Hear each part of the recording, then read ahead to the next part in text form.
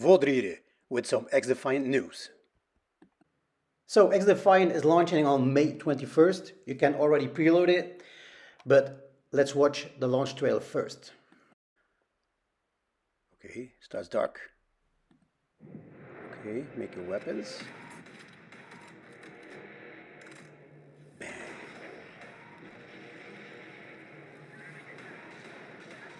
Oh yeah, here you have the cleaners from the division. They burn everything down. Oh, the bullet. That has to be coming from the Echelon gun. Yep, Echelon from Splinter Cell with a 5.7 pistol. Oh, DeadSec from Watch Dogs. Cool. Here we go to the medics of Libertad from Far Cry. Then we have to go to Phantoms from Ghost Recon. Here they are showing off their plasma dome. Here we have some gameplay. Echelon. Ghillie suit. Phantoms. Phantoms and Libertad. Man, this game will be great. Here you have the cleaners. Yep, they are rocking. Well, this game will be great. You don't have a reason to not download it because it's free. It won't cost you a penny. So we have a 6-week pre-season. So let's take a look what it has installed for us. First of all, we will have 14 maps, 10 arena maps and 4 progression maps. Then we have the 5 factions, the Cleaners, Libertad, Echelon and Phantoms. There will be 5 modes, 3 arena modes, like Domination, Hardpoint and Hotshots. And then there will be progression modes, like Escort, where you have to guide the robot to its final destination. The second progression mode will be Escort, where you have to take or defend 5 different zones. Let's begin with the factions. First up we have the Phantoms. For the Ultra they have a protected dome with a scattergun for close quarter combat.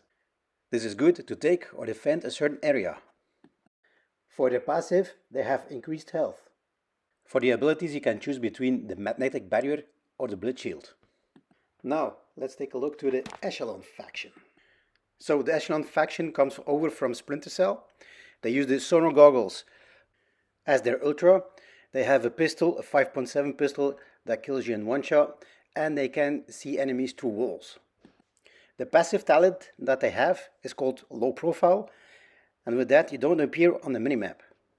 Then you have the abilities that you can choose from. You have Intel Suit that shares the location of nearby enemies for you and your allies. Their second ability is called the Digital Ghillie Suit, and it makes you nearly invisible.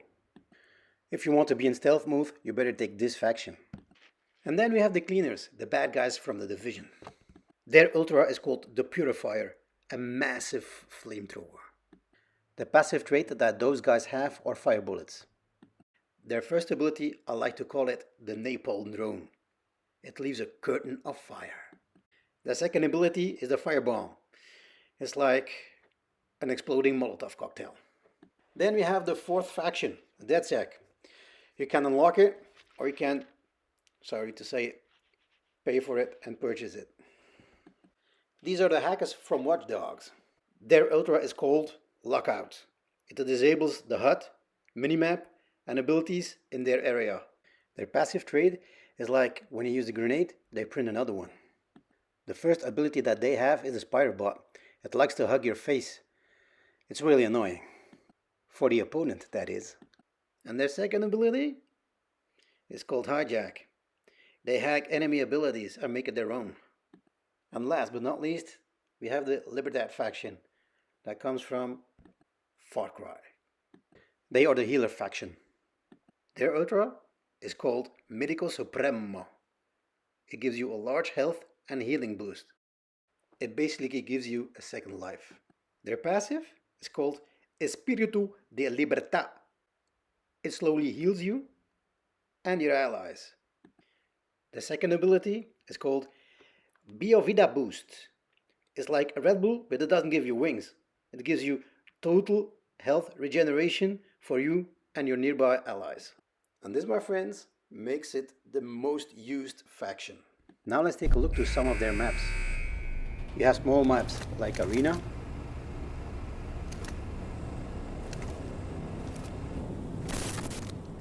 you have Showtime,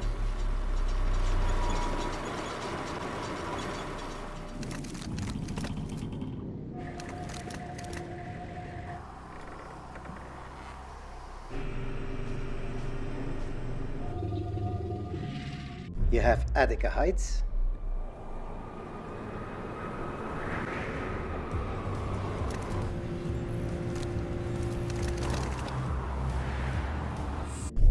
you've got Emporium,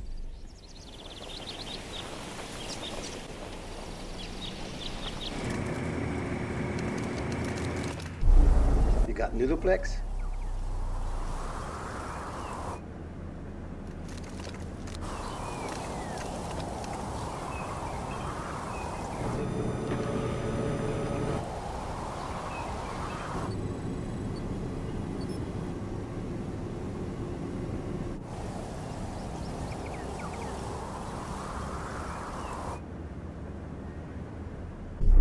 and you have my favorite map, Dumbo. These are just a selection of the 14 maps that you will get.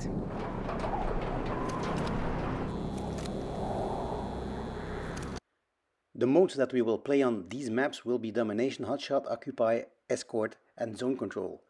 Apparently there will be a ranked mode practice playlist. This playlist will include 4v4 versions of Domination, Occupy, Escort, and Zone Control.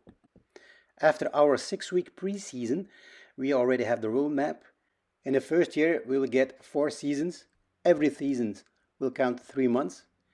In every season, we will get a new faction, 3 new weapons, 3 new maps, and a battle pass of 90 tiers. We will also get new modes, full rank mode, and private matches. For those who already played the server test session or insider sessions, the rewards will be available at launch. Here is what Mark Rubin had to say about controls on XDefiant Debrief. If you don't get the controls right, if you don't get the feel, the fluidity, and that's not just the controls themselves, that also has to do with things like the map design and how you flow through the map. If it doesn't feel so natural that you almost don't notice it, you're really not quite there yet. And I think that's something that we've had as a major focus for our game since the very beginning. And it's why we brought in a lot of experts, a lot of pro players to make sure we get those controls just right. And what does Mark Rubin think about skill-based matchmaking? So skill-based matchmaking, also known as oftenly as SBMM, basically where the game decides that you have a certain skill level after it kind of watches you play for a few matches, and then matches you up with people who are equivalent on your skill level. Now, in the olden days, it was pretty light and didn't really intrude too much into the game. It has become something that is more what they call actually engagement-based matchmaking now, where it sort of is like an AI that's monitoring your behavior and going, okay, this person's getting beaten too many times, and we think they might quit, so we're going to make the game easier for them, and then you'll get a game where you win, and then it'll bring you back to the playing against the same people you were playing for. And the thing with all that, besides the whole sort of morality of it, is that I think it creates a stale experience, right? Like you keep playing against the same exact people, not the same exact people specifically, but the same exact type of player. You lose out on all the fun variety that I think a lot of the old school shooters had. Like you jump into a match and you can see a guy in there who's just wrecking, right? And he is just absolutely destroying, and you're kind of having fun with it because he's just so good, or she.